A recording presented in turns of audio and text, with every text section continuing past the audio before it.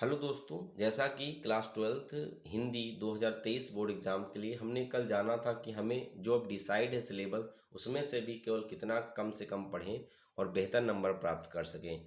तो आज इसकी सेकेंड वीडियो में हम स्टार्ट करते हैं सिलेबस। जो संस्कृत है ये 7 नंबर का गद्य का अनुवाद करना आता है और 7 नंबर का पद्य या श्लोक के लिए आता है। तो गद्य के लिए हम सबसे पहले पढ़ेंगे षष्ठः पाठा, छठा पाठ है ये, इसका नाम है महामना मालवीय। महामना मालवीय के बारे में। और इसके बाद में पढ़ेंगे जो आगे लेसन दिया गया था संस्कृत भाषायाम महत्व, उसके बारे में पढ़ेंगे। तो स्टार्ट करते हैं। आपको जहाँ पर भी समझ में ना आए उसकी हिंदी आप लिख लीजिएगा ताकि बेहतर तरीके से आप समझ सकें। और बहुत आसान है, अगर आपको पढ़ने में दिक्कत है तो आप इसको बिना पढ़े संस्कृत में ही हिंदी छिपी रहती है, आप आराम से इसको लिख सकते हैं क्योंकि अनुवाद करने के लिए आता है। कैसे, आइए देखते हैं। महामनस्विना मदन मोहन मालवीयस्य जन्म प्रयागे प्रतिष्ठित परिवारे अभवत। महामना मदन मोहन मालवीय का, आप अच्छे से सिर्फ देखते रहें, सब इसी में लिखा हुआ है। जन्म प्रयाग के प्रतिष्ठित परिवार में अभवत मीन्स हुआ था। अस्य पिता, इनके पिता पंडित वज्रनाथ मालवीय संस्कृतस्य सम्मानः विद्वान आसीत्। इनके पिता पंडित वज्रनाथ मालवीय संस्कृत के सम्मानित विद्वान थे। अयम, इन्होंने प्रयाग में संस्कृत पाठशाला और राजकीय विद्यालय तथा म्योर सेंट्रल महाविद्यालय में शिक्षा प्राप्त करके अत्रैव मीन्स यहीं के राजकीय विद्यालय में अध्यापन का कार्य आरंभ कर दिया। क्लियर, फिर से एक बार देख लेते हैं। तो महामनस्विन मदन मोहन मालवीय का जन्म प्रयाग प्रतिष्ठित परिवार अभवत, प्रयाग के प्रतिष्ठित परिवार में हुआ था। साथ में बोलते भी रहिएगा। अस्य पिता पंडित वज्रनाथ मालवीय, इनके पिता पंडित वज्रनाथ मालवीय संस्कृतस्य सम्मानः विद्वान आसीत्, संस्कृत के सम्मानित विद्वान थे। अयम प्रयागे, एवं इन्होंने प्रयाग के संस्कृत पाठशाला और राजकीय विद्यालय तथा म्योर सेंट्रल महाविद्यालय में शिक्षा प्राप्त करके अत्रैव यहीं राजकीय विद्यालय में अध्यापन कार्य आरंभ कर दिया। युवक मालवीय के स्वयं के प्रभावपूर्ण भाषण ने जनानाम लोगों के मन को मोहित कर लिया। तो क्या बोल सकते हैं कि युवक मालवीय के स्वयं के प्रभावपूर्ण भाषण ने लोगों के मन को मोह लिया। अतः आज से इनके सुहृदय मतलब जो हृदय के करीब हो, अर्थात इनके मित्र।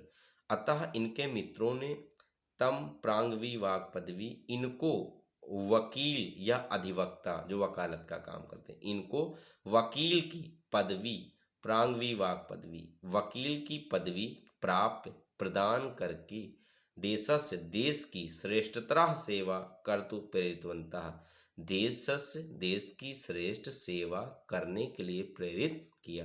तद अनुसार इन्होंने विधि परीक्षा मूर्ति, विधि मीन्स कानून की, परीक्षा मीन्स परीक्षा को, मूर्ति मीन्स उत्तीर्ण करके। तो अतः या तद अनुसार इन्होंने कानून की परीक्षा उत्तीर्ण करके प्रयाग के उच्च न्यायालय में प्रांगवी वाक कर्म वकालत का कार्य करना प्रारंभ कर दिया। विधे प्रकृष्ट ज्ञानेन, कानून के प्रकृष्ट ज्ञान, मधुर लापेन, मधुर बातचीत, उदार व्यवहार के कारण शीघ्र ही मित्रों और न्यायाधीशों के सम्मान भाजनम अभवति, सम्मान के पात्र बन गए। क्लियर। अब एक बार साथ में हम पढ़ते हैं और आप भी पढ़िएगा। थोड़ा सा टाइम भले लगे लेकिन इस चैप्टर कंप्लीट होने से पहले आपको एक एक वर्ड की हिंदी अनुवाद आ जाएगी। क्या दिया गया? महामनस्विन मदन मोहन मालवीय से, बहुत आसान है पढ़ना इसको, बस जो हिंदी दिया गया वही पढ़िए, लास्ट का जोड़ लीजिए। महामनस्विन मदन मोहन मालवीय से जन्म प्रयागे प्रतिष्ठित परिवारे अभवत। महामना मदन मोहन मालवीय का जन्म प्रयाग के प्रतिष्ठित परिवार में हुआ था। अस्य पिता, इनके पिता पंडित वज्रनाथ मालवीय संस्कृतस्य, संस्कृत के सम्मानित विद्वान थे। अयम प्रयागे एवं संस्कृत पाठशालायाम, इन्होंने प्रयाग में संस्कृत पाठशाला, राजकीय विद्यालय और म्योर सेंट्रल महाविद्यालय में शिक्षा प्राप्त करके अत्रयो यहीं राजकीय विद्यालय में अध्यापन आरंभ कर दिया। युवक मालवीय के स्वयं के प्रभावपूर्ण भाषण ने जनानाम, लोगों के मानस मन को मोह लिया। अतः अस्य सुहृदय, अतः इनके प्रिय मित्रों ने या इनके मित्रों ने ताम प्रांग विभाग पदवी, इनको वकील की पदवी प्रदान करके देश की श्रेष्ठता सेवा कर्तु प्रेरितवंता, देश की श्रेष्ठ सेवा करने के लिए प्रेरित किया। तदनुसार अयम, इन्होंने विधि परीक्षा मूर्ति, विधि कानून की परीक्षा उत्तीर्ण करके प्रयाग के उच्च न्यायालय में प्रांग विवाह कर्म वकालत का कार्य करना प्रारंभ कर दिया।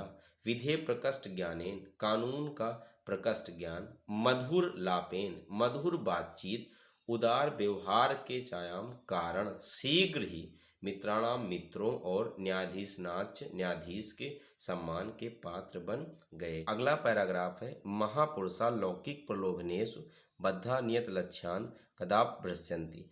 महापुरुष लौकिक प्रलोभनों से बंधकर नियत लक्ष्य से कभी भी भ्रमित नहीं होते। देश सेवानुरोक्त्यम युवा उच्च न्यायालय से परिधो स्थातु न शक्नोति। देश सेवा में अनुरक्त या देश सेवा में लगा हुआ यह युवा उच्च न्यायालय की परिधि सीमाओं में स्थित नहीं रह सका। तो देश सेवा में अनुरक्त यह युवा उच्च न्यायालय की सीमा में स्थित नहीं रह सका या बंधा नहीं रह सका। पंडित मोतीलाल नेहरू, लाला लाजपत राय, अन्य राष्ट्रनायकों और अन्य राष्ट्रनायकों के साथ सोअपि यह भी देशस्य स्वतंत्रता संग्रामोत्तीर्ण, देश के स्वतंत्रता संग्राम में उतर पड़े। दिल्ली के त्रयोविस्थित में, त्रयो मीन्स 3, विस मीन्स होता है 20, विस्थित में मीन्स 20, तो 20 और 3 हो जाएगा 23। दिल्ली के 23वें कांग्रेस अधिवेशन के अध्यक्ष पद को अलंकृतवान सुशोभित किया। तो इन्होंने दिल्ली के 23वें कांग्रेस अधिवेशन के अध्यक्ष पद को सुशोभित किया। रोलट एक्ट नामक कानून के विरोध में ओजस्वीपूर्ण भाषणाम श्रुत्वा, इनके ओजपूर्ण भाषण को सुनकर अंग्रेज शासक भयभीत हो गए थे।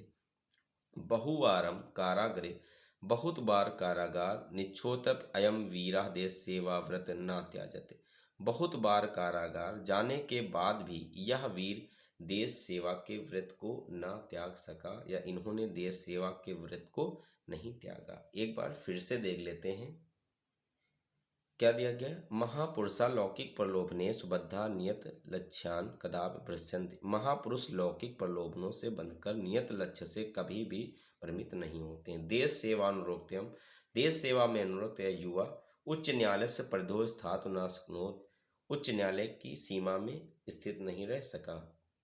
पंडित मोतीलाल नेहरू, लाला लाजपत राय और अन्य राष्ट्रनायकों के साथ यह भी देश के स्वतंत्रता संग्राम में उतर पड़े। देहल्या त्रयोविस्थित में दिल्ली के 23वें कांग्रेस अधिवेशन के अध्यक्ष पद को इन्होंने सुशोभित किया। रोलट एक्ट नाम के कानून के विरोध में इनके ओजपूर्ण या ओजस्वी भाषण को सुनकर अंग्रेज शासक भयभीत हो गए। बहुवारा कारागरे, बहुत बार कारागार या जेल जाने के बाद भी इस वीर ने देश सेवा के व्रत को नहीं त्यागा। अगला पैराग्राफ है, हिंदी संस्कृत आंग्ल भाषा, हिंदी संस्कृत अंग्रेजी भाषाओं पर इनका समान अधिकार था। हिंदी हिंदू, हिंदुस्तान नानमुत्थानाय, हिंदी हिंदू और हिंदुस्तान के उत्थान के लिए, क्या बना, हिंदी हिंदू हिंदुस्तान के उत्थान के लिए अयम, इन्होंने निरंतर प्रयत्न किया। शिक्षाओ देशे समाजे च नवीन प्रकाश सह उदेति, शिक्षा से ही देश समाज में नवीन प्रकाश का उदय होता है। अतः श्री मालवीय जी ने वाराणसी बनारस में काशी हिंदू विश्वविद्यालय की स्थापना की। अस्य निर्माणाय, इसके निर्माण के लिए अयम, इन्होंने जनान, लोगों से धन अयाचत मांगा। जनाश महात्स्मिन, लोगों ने महात्मा के ज्ञान यज्ञ में प्रभुतम, बहुत सारा धनमस्मय धन प्राचीनम प्रदान किया। तेन, तब निर्मोतयम, निर्माण हुआ विशाल का विश्वविद्यालय का, जो भारतीयानाम दानशीलताया, जो भारतीयों की दानशीलता और मालवीय जी के यश की प्रतिकृति सा सुशोभित हो रहा है। साधारण स्थित वाला कोई भी व्यक्ति महतोत्साहन, महान उत्साह से, मनस्वित्या, क्या दिया गया है, मनस्वित्या माने विचारशीलता। साधारण स्थित वाला कोई भी व्यक्ति महान उत्साह से, विचारशीलता से और पौरुषेण मतलब पुरुषार्थ से असाधारण कार्य को भी करने में सक्षम हो सकता है। इत दर्श्यत, इस चीज को दिखाया, मनीष मूर्धन्य, विद्वानों में श्रेष्ठ मालवीय जी ने। यथार्थमेव, अतः जनास, लोगों ने महामना की उपाधि देकर इनको पुकारना शुरू कर दिया। क्लियर हो गया।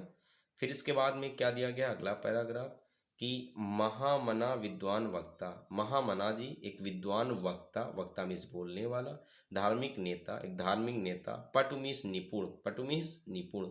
तो महामना मदन मोहन मालवीय जी एक विद्वान वक्ता, धार्मिक नेता, निपुण पत्रकार आश्रित और एक निपुण पत्रकार थे। परमस्य सर्वोच्च गुण, इनका परम सर्वोच्च गुण जन सेवायो वासित, लोगों की सेवा करना था। यत्र कुत्राप, यत्र मीन्स जहाँ, कुत्राप मीन्स कहीं भी, जहाँ कहीं भी, अयम ये जनान, लोगों को, दुखितान, दुख में और पीड़ा में देखते थे, तत्रयो वहाँ पर, शीघ्र ही उपस्थित हो जाते थे। सर्वविध और सभी विधों से, अर्थात हर तरीके से, सहायच अक्रोध, लोगों की सहायता करते थे। प्राण सेवा अस स्वभाव एवासीत, प्राणी सेवा अर्थात लोगों की सेवा करना इनका क्या था, स्वभाव था। क्लियर। फिर से एक बार देख लेते हैं। महामना विद्वान वक्ता, महामना जी विद्वान वक्ता, धार्मिक नेता, पटु पत्रकाराश्चित और एक निपुण पत्रकार थे। परमस्य सर्वोच्च गुण, इनका परम सर्वोच्च गुण जन सेवयो आसीत, लोगों की सेवा करना था। यत्र कुत्राप, जहाँ कहीं भी, यह लोगों को दुखितान, दुखी और पीड़ा में देखते थे, पश्यंत मीन्स देखते थे, तत्रयो वहाँ पर, शीघ्र ही यह उपस्थित हो जाते थे, और तो शीघ्र ही वह उपस्थित हो जाते थे। सर्वविधम, सभी विधियों से, सहायक चक्रोत, उसकी सहायता करते थे। प्राण सेवा अस स्वभाव एवासीत, लोगों की सेवा करना इनका स्वभाव था। लास्ट पैराग्राफ दिया गया है कि अद्यस्माकम, अद्य मीन्स होता है आज हमारे मध्य अनुपस्थित होते हुए महामना मालवीय जी स्वयं के यश के अमूर्त रूप में प्रकाश वितरित कर रहे हैं। अंधे तमस मीन्स गहन अंधकार में, निमग्नान मीन्स डूबे हुए लोगों को अच्छा मार्ग दिखा रहे हैं, और स्थान स्थान जन जन के बीच में वो अपने यश के अमूर्त रूप में स्थित हैं।